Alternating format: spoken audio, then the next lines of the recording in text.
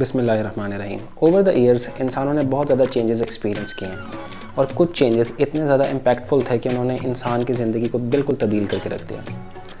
इंसान को उसका इतना यूज़ टू होना पड़ गया कि उसके बगैर एग्जिस्ट करना नामुमकिन सा लगता है। एक ऐसे ही चेंज हमारी ज़िंदगी में गूगल लेके आया है। गूगल इतना ज़्यादा इम्पैक्टफुल और पावरफुल ओवर द ईयर्स बन गया कि हम उसके बगैर अपनी लाइफ तो अब तसव्वुर ही नहीं कर सकते। पूरी दुनिया में गूगल का नाम इस तरह पॉपुलर है कि अगर कोई इंसान गूगल का प्रॉपर यूजेज नहीं भी जानता, वो गूगल के नाम से ज़रूर फेमिलियर है। और गूगल का यूजेज तकरीबन दुनिया के हर मुल्क में होता है, सिवाय चाइना को छोड़ के, जिसकी रीज़न्स कुछ और हैं जो कि हम इस वीडियो में तो डिस्कस नहीं करेंगे। आज मैं आपके साथ गूगल की हिस्ट्री शेयर करना चाहूँगा और किस तरह से गूगल वजूद में आया और किस तरह से ये इतना इम्पैक्टफुल बना और किस तरह से इसको वर्ल्ड वाइड यूजेज के लिए इम्पोर्टेंट बनाया गया।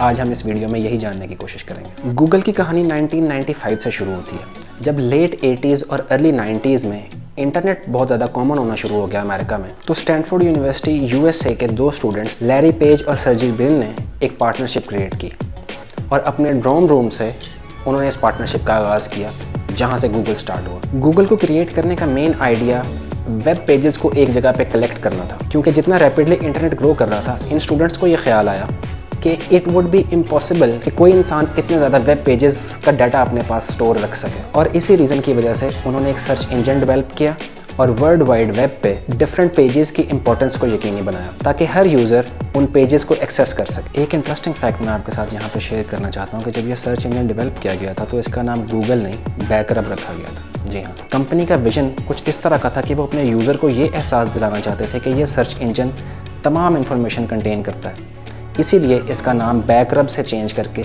गूगल रख दिया गया। गूगल का जो नाम है ये गूगल से ड्राइव किया गया। जी हाँ, जिसका मतलब मैथमेटिक्स में ये होता है कि number 1 containing 100 zeros with it. और ये नंबर इसीलिए सजेस्ट किया गया कि गूगल हर तरह की इंफॉर्मेशन अपने पास कंटेन करता है। क्योंकि गूगल एक सर्च इंजन है तो इसीलिए आपके लिए ये जानना बहुत ज़रूरी है कि सर्च इंजन होता क्या है। सर्च इंजन बेसिकली एक ऐसा सॉफ्टवेयर होता है जो बहुत सारे वेब पेजेस की इंफॉर्मेशन अपने पास कंटेन करता है। गूगल इस्तेमाल करने वाले लोगों को ये अंदाज़ा तो होगा कि जब भी वो कोई टेक्स्ट की क्यूरी गूगल में इंसर्ट करते हैं तो गूगल उनको डिफरेंट सजेशंस देता है और डिफरेंट रिजल्ट्स शो करता है। बेसिकली सर्च इंजन का काम यही है, जब आप कोई टेक्स्ट की क्यूरी उसमें इंसर्ट करते हैं तो वो आपको उसके रेलेवेंट और बहुत एक्यूरेट रिजल्ट्स शो करता है। ओवर द ईयर्स गूगल ने अपने आप को इतना ज़्यादा परफेक्ट किया है कि दुनिया में तकरीबन 70% सर्चेस जो हैं वो गूगल के थ्रू ही कंडक्ट की जाती हैं। और ये जुमला तो काफ़ी ज़्यादा कॉमन हो चुका है कि जब भी हम किसी चीज़ में फंस जाते हैं या हमें किसी चीज़ का आंसर नहीं मिल रहा होता तो हम सिंपली ये कहते हैं यार गूगल इट।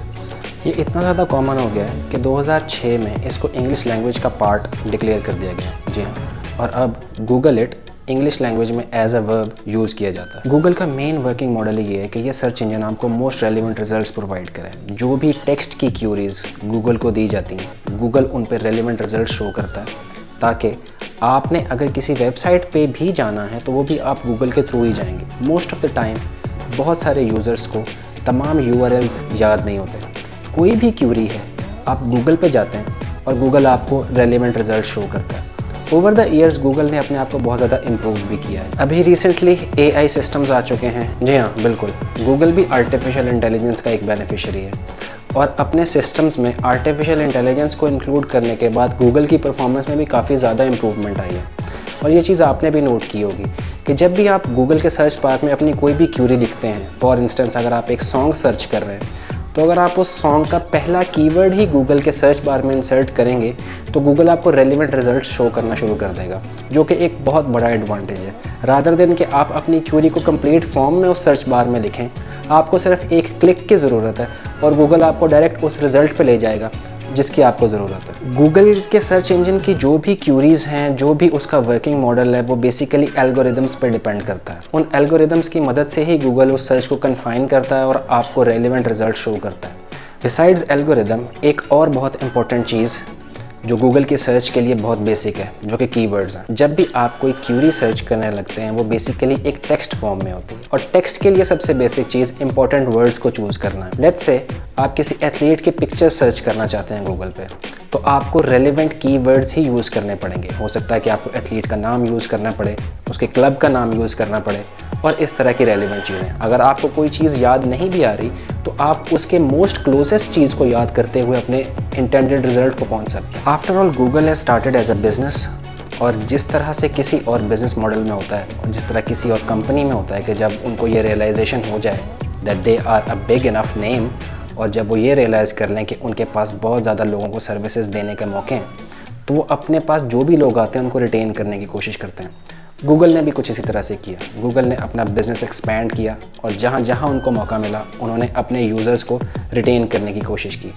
और इसी कॉन्टेक्स्ट में गूगल ने अपने बिज़नेस को डाइवर्सिफाई किया, और डाइवर्सिफाई उन्होंने कुछ इस तरह से किया कि उन्होंने कुछ और सॉफ्टवेयर्स लॉन्च किए। बेसिकली गूगल एक सॉफ्टवेयर कंपनी है, तो उन्होंने अपनी रेजीम में रहते हुए कुछ और सॉफ्टवेयर्स लॉन्च किए। जिस तरह से सबसे पहले गूगल ने जीमेल को लॉन्च किया। इनिशियली तो इसको लॉन्च करने की रीज़न ऑर्गेनाइजेशन के अंदर इंटरनल कम्युनिकेशन थी, बट सोन दे रियलाइज़ कि ये एक बहुत अच्छा सॉफ्टवेयर है और इसको पब्लिक के लिए भी रिलीज़ किया जा सकता है। 2004 में गूगल ने जीमेल को लॉन्च किया और इनबिल्ट 1 GB की स्टोरेज भी दे दी। ये एक बहुत बड़ा ब्रेक थ्रू था और इसने देखते ही देखते हॉटमेल को टेक ओवर करते हुए बहुत ज़्यादा मार्केट शेयर कैप्चर कर लिया। जीमेल को लॉन्च करने के बाद गूगल ने अपनी प्रोग्रेस रोकी नहीं और वो और रिसर्चेस करते रहे और इनकी R&D टीम ने बहुत अच्छा काम किया। और जीमेल को लॉन्च करने के अगले साल ही यानी कि 2005 में गूगल ने गूगल मैप्स लॉन्च कर दिया, जो कि एक बहुत डिफाइंड सिस्टम था। इससे पहले लोगों को इस चीज़ की एक्सेस ही नहीं थी। जैसे ही थोड़ी सी और प्रोग्रेस हुई, गूगल ने GPS सिस्टम मुतारिफ़ कराया और इसको मोबाइल फ़ोन्स और स्मार्टफोन्स में भी दे दिया। और ये GPS सिस्टम आजकल के दौर में भी बहुत ज़्यादा यूज़फुल है। कॉन्टीन्यूस प्रोग्रेस और ओवर द ईयर्स अपने आप को बेहतर से बेहतर करना गूगल का फोर्टे है। इसी तरह से उन्होंने एक ब्राउज़र भी लॉन्च किया, जी हाँ, जिसको गूगल क्रोम कहा जाता है। आप में से बहुत से दोस्त गूगल क्रोम यूज़ करते होंगे। गूगल ने फायरफॉक्स की मदद से 2008 में गूगल क्रोम लॉन्च किया। बिकॉज गूगल ब्राउज़र में एक्सपर्ट नहीं था, इसीलिए उन्होंने अपने राइवल के साथ मिलके गूगल क्रोम को लॉन्च किया और फायरफॉक्स की मार्केट ऑलमोस्ट ख़त्म कर दी। इसी तरह से उन्होंने विंडोज़ में एक्सप्लोरर को भी काफ़ी हद तक रिटेन किया, और रिटेन उन्होंने इस कॉन्टेक्स्ट में किया कि बहुत ज़्यादा लोग विंडोज़ तो यूज़ करते हैं, लेकिन उस विंडोज़ में ब्राउज़र जो है वो गूगल क्रोम का यूज़ करता है। अगर हम स्टैट्स की बात करें तो गूगल की सक्सेस इन स्टैट्स से काफ़ी ज़्यादा एविडेंट है, क्योंकि almost 65% of the Windows users Google Chrome use करते हैं और second most popular browser Apple का सफारी है। वैसे तो गूगल की बेशुमार सक्सेस स्टोरीज़ हैं, लेकिन सबसे बड़ी सक्सेस स्टोरी अगर गूगल की कोई कंसिडर की जा सकती है तो वो इनका यूट्यूब को एक्वायर करना है, क्योंकि गूगल इटसेल्फ टेक्स्ट का सबसे बड़ा सर्च इंजन है, लेकिन वीडियोस का सबसे बड़ा सर्च इंजन यूट्यूब है। और गूगल ने यूट्यूब को 2009 में $1.65 बिलियन में एक्वायर किया था। और अभी हम लोग इस डे एंड एज में हैं कि यूट्यूब का कोई ऑल्टरनेट अवेलेबल नहीं है। इस तरह से वीडियो ट्रैफिकिंग में एक तरह से गूगल एक होली सोली एक ऐसा प्लेटफॉर्म है जिसकी वीडियो ट्रैफिकिंग में मोनोपोली है। गूगल इतनी बड़ी कंपनी है कि इसको इररेलेवेंट कंसिडर करना एक बेवकूफ़ी होगी। और इसी तरह से जिस तरह से टेक्नोलॉजी ने ग्रो किया है, गूगल ने अपने आप को रेलेवेंट रखने की भरपूर कोशिश की है। बिकॉज जब से स्मार्टफोन्स आए हैं हर इंसान की एक्सेस में सेम टेक्नोलॉजी है, और इसी तरह से गूगल ने अपने आप को पीछे नहीं रखा। गूगल ने अपने आप को यहाँ पे भी एक कदम आगे रखा है, बिकॉज गूगल ने एंड्रॉयड लॉन्च किया। जी हाँ, ये जान के भी शायद आपको हैरानगी होगी कि एंड्रॉयड बिलोंग्स टू गूगल। वैसे तो अगर मैं गूगल की डिफरेंट सक्सेस स्टोरीज आपके साथ शेयर करता जाऊँ तो ये वीडियो काफ़ी ज़्यादा लंबी हो जाएगी, लेकिन एक चीज़ मैं आपके साथ और शेयर करना चाहूँगा जो कि गूगल वर्कस्पेस है। बेसिकली गूगल अपने आप को लाइफ के हर एस्पेक्ट में रेलिवेंट रखना चाहता था, इसीलिए गूगल ने गूगल वर्कस्पेस भी लॉन्च किया।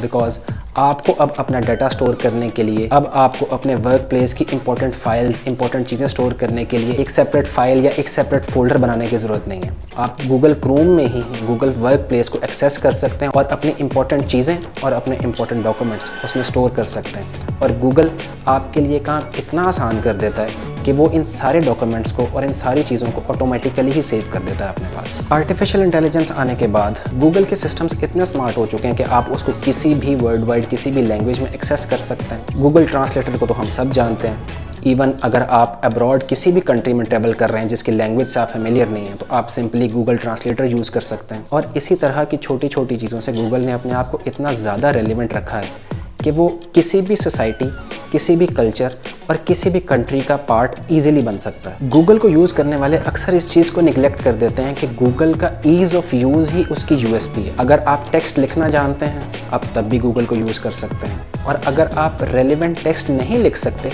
तब भी आप इजीली गूगल को यूज़ कर लेते हैं। You just need to have a smartphone and a brain, जो कि आप यूज़ करके गूगल की सर्विसेज को एक्सेस कर सकते हैं। और इन्हीं चीज़ों से गूगल ने अपने आप को हर कॉमन आदमी के लिए भी रेलिवेंट रखा है। गूगल का काम सिर्फ ये नहीं था कि वो आपको सर्विसेज प्रोवाइड करे, बट वो अपने आप को रेलिवेंट रखे और आपको सही सिम्त में लेके जाए। ये बहुत इंपॉर्टेंट चीज़ थी, और गूगल ने हमेशा ये चीज़ रियलाइज़ की है कि वो अपने यूज़र्स को ईज़ ऑफ यूज़ और हर तरह की चीज़ प्रोवाइड करे जो उनको कहीं और अवेलेबल नहीं है। गूगल के बहुत ज़्यादा कंपेटिटर्स भी आए, जिनमें से याहू एक है, ask.com एक है, बिंग एक है, लेकिन गूगल हमेशा ऑन टॉप इसीलिए रहा है क्योंकि उन्होंने राइट डायरेक्शन में सही मूव्स किए हैं। इसकी एक एग्जांपल मैं आपके साथ शेयर करना चाहूँगा। जब से एप्पल लॉन्च हुआ, देखते ही देखते उन्होंने मार्केट का एक बहुत बड़ा चंक अपने पास कैप्चर किया, और स्मार्टफोन इंडस्ट्रीज़ में एप्पल से बड़ी कंपनी इस वक्त दुनिया में एग्जिस्ट नहीं करती।